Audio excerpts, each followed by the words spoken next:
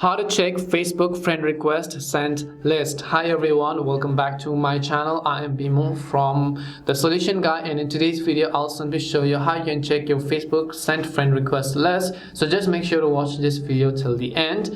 Now if you want to check your sent friend request list on Facebook, what you need to do is to just go ahead and then open the Facebook application.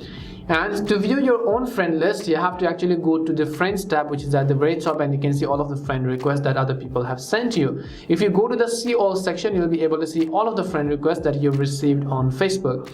But let's say that you want to see the friend request that you have sent, not the one that you have received. In that case, you have to tap on the three dots from the top right hand side of the screen and then go to the option called View Sent Request over here.